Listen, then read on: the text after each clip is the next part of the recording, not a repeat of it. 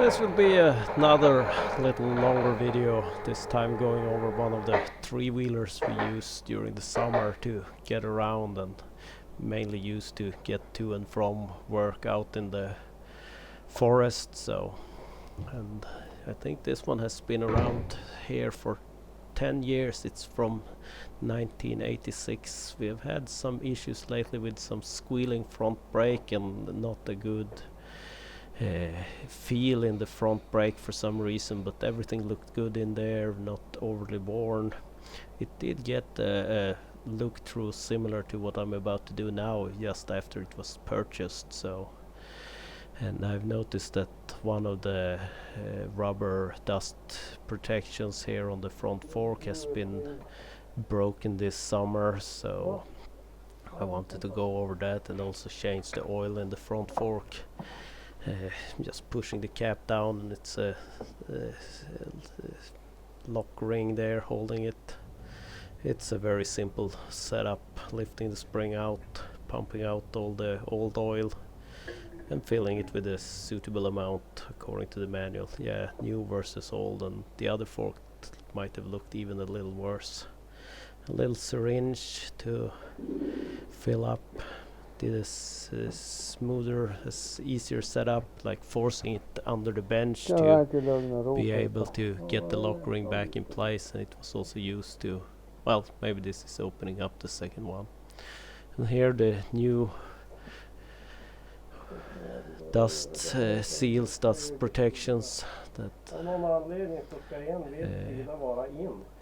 still can be purchased brand new, original parts from Honda, so they might be a little bit on the pricey side, but I think it's worth it.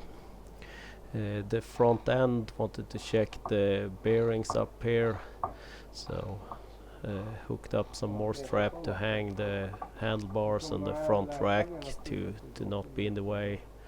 And I know from experience that Honda uses the loose balls here, so better have a strong magnet and be able to catch them.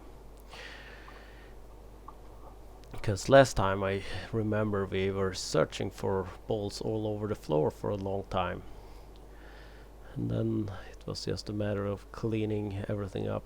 The bearings here are a little on the worn side. I will have to look at buying replacement, but I'm putting it back for now. It should last the following summer, and next winter take the front end apart at least once more and give it fresh bearings here. But that would have halted things waiting for parts, and it's not that bad.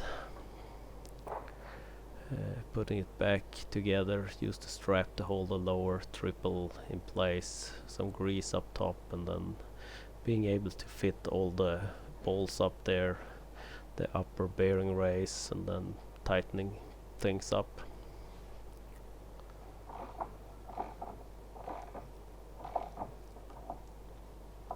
And then start putting things back on up there where they should be.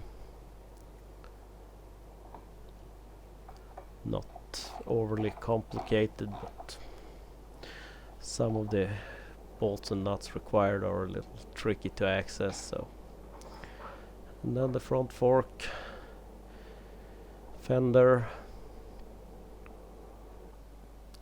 the wheels I've had apart a couple of times over the years and given some love with some lube on the bearings. Here because I have no clue really why it squeals on the front brake and makes a grabby action, but pull the axle here that actuates the front brake. The lever had to be removed to give that some grease, and then put things back together, and we'll see how it performs when it's time to bring it back out. So that was pretty much the overhaul on the front end. Then more work on the rear end. It was lifted up and spun around to have better access to the rear end, some straps to hold it down on the workbench to have a better work height for everything. The hubs and wheels were removed, a few electrical connectors and the entire 2 bolts and the entire rear end. It's quick bolts to kind of lift it up, and then these 2 bolts here I'm putting it back in place to not lose it. I do have printed manuals for both the 3-wheelers we use quite a lot, so it's nice to be able to check that out, and I kind of regret not cleaning it up better before it was put away for the winter. Brake cover removal, unhooked the wires actuating the rear brake. It has the dual setup here because it both has a pedal and a lever on the handlebars. Brake unit can then be unbolted. Drain the oil in the differential. This one I have been changing every year because I know these differentials in the back of these are hard to come by, so and the one part we'll be replacing later is a dust protection higher up on the drivetrain, and I know it's been in bad condition for many years and repaired with vulcanizing tape over the years and so on, so that's getting replaced now. And axle pulled out, then getting out because the swing arm back here has to come out. Had to relocate the strap because I realized the hitch had to be removed to access the lower mount for the rear shock.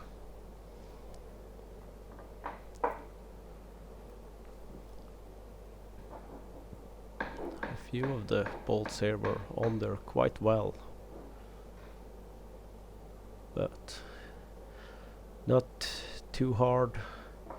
Undoing bits and pieces as we go. Differential could be removed. Then it's time to tackle the swing arm. This does call for a special tool, but it had been a part before, and last time we had built a special tool and I actually knew where I had my special tool.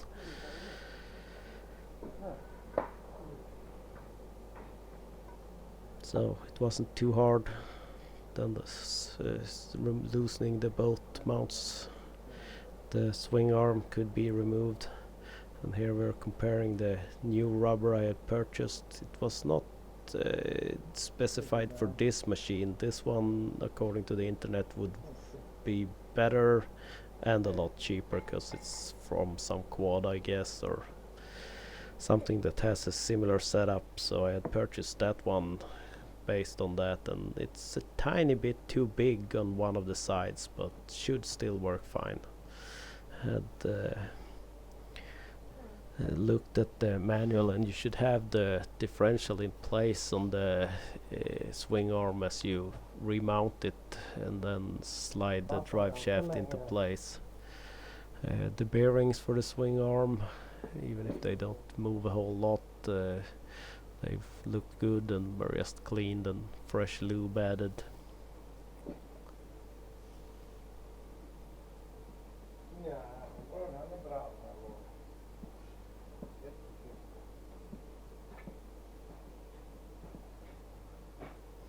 And then the rubber boot, the side that fits on the swing arm, is the slightly too big side, but tightening down the clamp and it should work fine.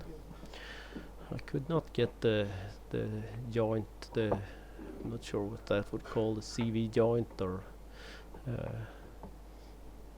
I had to bring the axle out to fit the joint and then slide it back down and feel that I had the splines engaged at the bottom.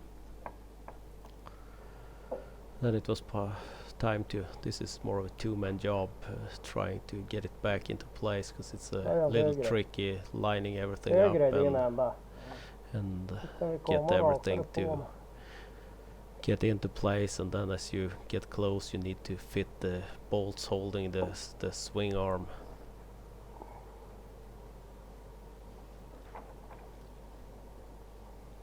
went in there without too much trouble. Oj, vad fan. This side you just tighten the bolt all the way in, and then the adjustment for tightness is on the other side with that special tool.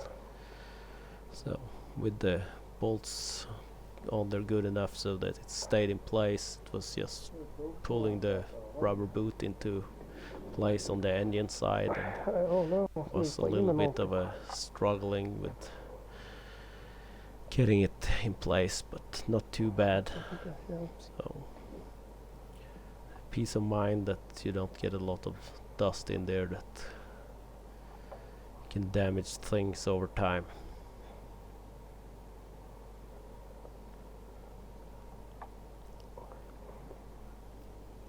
Tighten up the clamp securing it. Tighten up the lock nut for the swing arm when it was suitably tight and still moved freely but no play. Then it was just a matter of starting bolting the rest of the back end back into place. Do bring out the torque wrench for some places.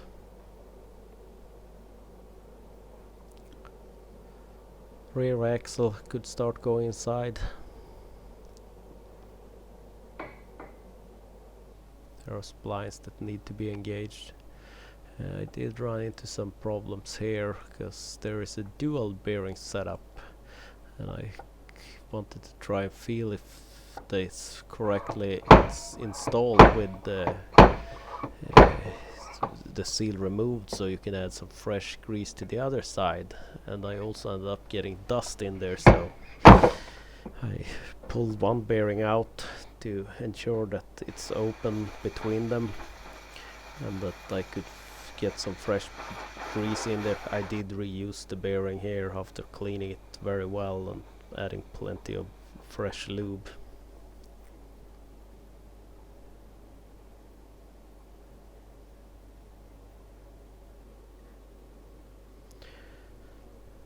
The axle for the brake was removed and cleaned and lubed as on the front end. Here it's like a washer and a cotter pin that helps secure the brake. Is it called pads, or when it's the drum brake style? I'm not sure. But nothing hard about this really. Clean things, lube things, put it back together.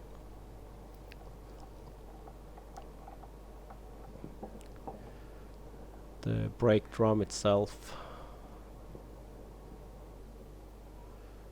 did the same maneuver on the other side. Here it was a different style of bearings in there for some reason, and at least the cage separating the balls are like plastic when most bearings have a steel cage.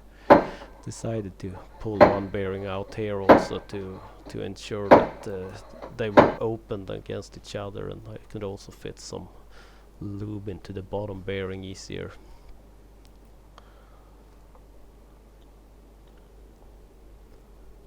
The outer bearing was well greased before driven back into place. Here I kind of messed up a little. I added a bit too much grease here. It would cause issues later when fitting the wheel. Dust seal.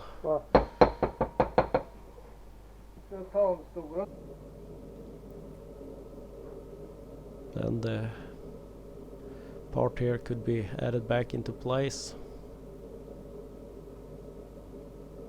Has to be a correct orientation. There is a metal guard that goes under the differential that has a mounting point on this one.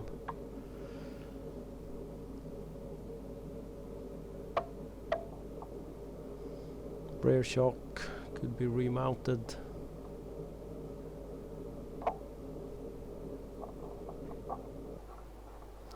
Trailer hitch bolted back into place. Dust cover for the rear brake.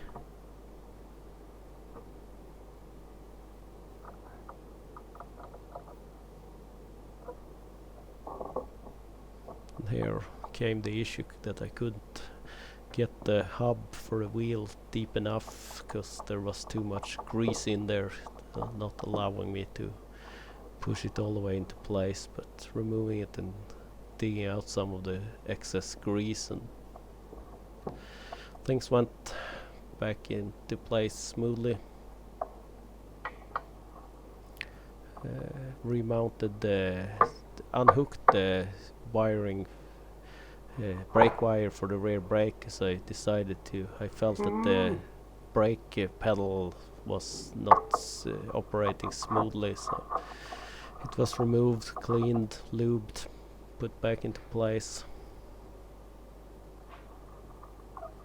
And as I said, this was done roughly 10 years ago, and it wasn't looking too bad, so but maybe it would be more of an 8 years schedule to do this operation rather than extend it the last 2 years and risk things losing their lube.